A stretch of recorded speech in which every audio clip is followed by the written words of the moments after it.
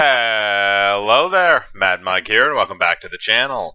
And today we're going to be talking about kind of the new craze that's been hitting lately since the whole Snyder Cut movement has really become very popular, and that's the idea that almost every movie that has kind of come out and been meh or kind of shit, people are starting to think, oh, there might be like a secret director's cut or some kind of a secret cut of the film that exists that corrects all the things that the theatrical cut fucked up.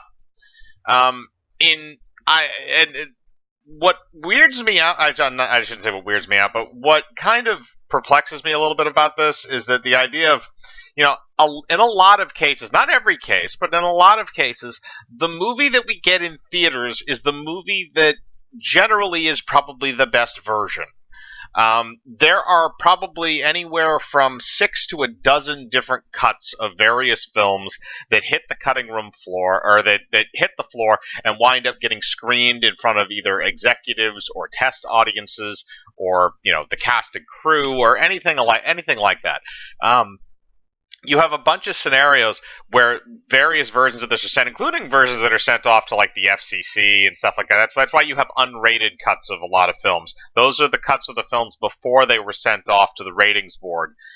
So they're basically versions that have not been touched by any kind of ratings editing.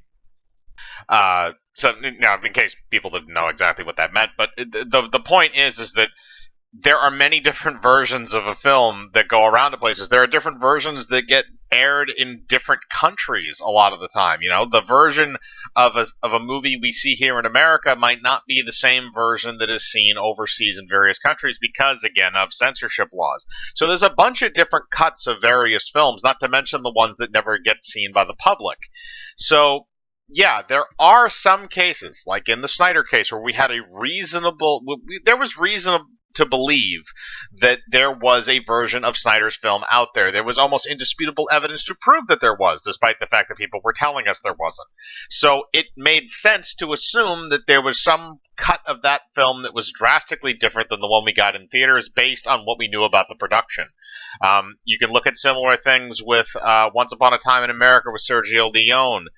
You can look on various things like, I wouldn't say necessarily The Hateful Eight to an extreme extent, but to some extent, because there was an uncut version of that. There have been others as well over time where it has been films. Ridley Scott's Kingdom of Heaven is another one that has a very different director's cut. But a lot of these examples are few and far between. They're not necessarily, a lot of them have very small differences compared to what we got theatrically. They're not drastic changes like you see in something like Once Upon a Time in America, which I think the theatrical cut of that film was under 2 hours, whereas the uncut version is over 4 hours. So it's not that kind of a situation. You don't see these things that often.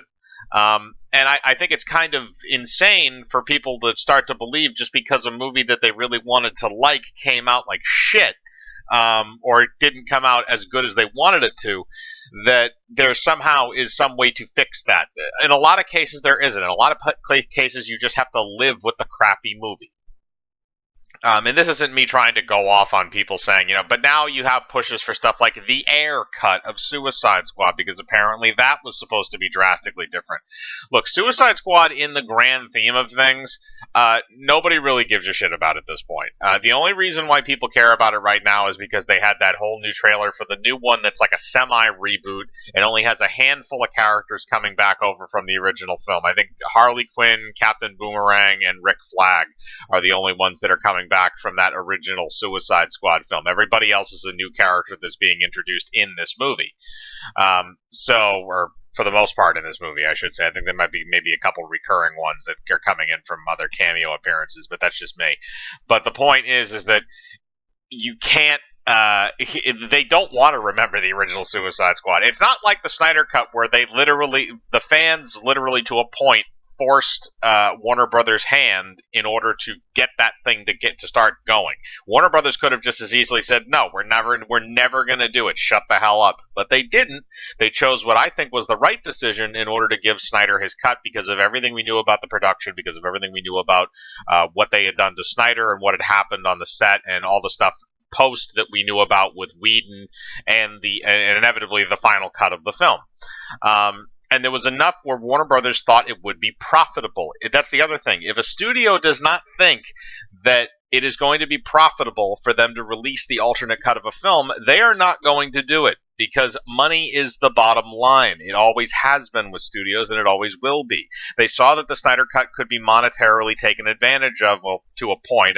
You are obviously giving them the product that they asked for, but at the same time, they were able to see that there was money to be made there. Not just in putting it on HBO Max to try and get people to subscribe there, but in addition to probably some form of a home release, I'd imagine that it'll be getting. In the not too near future, I assume they'll probably try and get that out by holiday season of this year in order to monetize that a little bit more. But actually, sorry, I shouldn't say that, because the Snyder Cut isn't even coming out until next year, so that's kind of a dumbass thing for me to say. But it'll probably be out by midsummer movie season next year, I'd imagine, assuming that the Snyder Cut comes out in the first quarter of 2021.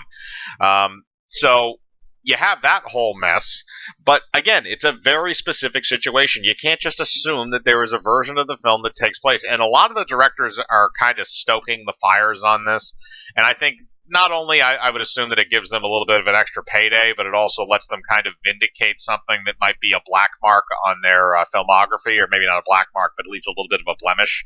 You know, I'm sure David Ayer doesn't want to be the guy that walks in and says, "Hey, I did Suicide Squad." Even though that film was not an abysmal failure, it did not do the numbers that they wanted it to, and ultimately, I don't think it was a very good movie. It was a very mediocre film, as far as I'm concerned. But I would be interested to see a different cut if there was a drastically different one available. I'm not saying that I wouldn't, but I'm just saying that I don't think it would necessarily be the case. And again, there's other movies that are coming out with this. The talks about New Mutants are already starting, and God only knows how long that'll go on for. Probably however long that movie was in development hell for, another 2 to 3 years. But that New Mutants is a whole other animal. I need to watch that thing to see how horrible that is, because I've heard that it's a literal train wreck. That it might be. It's not as bad as Dark Phoenix, but it might not be too far behind.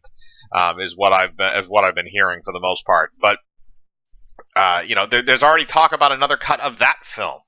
That they're asking for, because they don't know how many rounds of reshoots were realistically done on it, and that's the production on that film is a mystery in and of itself. So I'm not even going to go there. But the point is that you can't just expect sometimes you have to expect a film, and sometimes it's shit.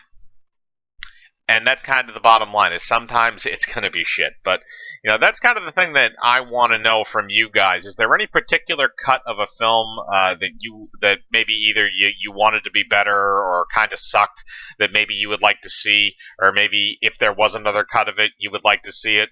Or is there a special cut of a film that you particularly do like? Again, like some of the ones that I mentioned, like Once Upon a Time in America, or oh God, I don't want to say Heaven's Gate, Kingdom of Heaven, or any of the various cuts of Blade Runner. Put that in the comments below. As usual, I like to read what you have to say. Make sure to hit the bell for notifications, hit the like button, subscribe, and remember, I live my life free of compromise. Do you?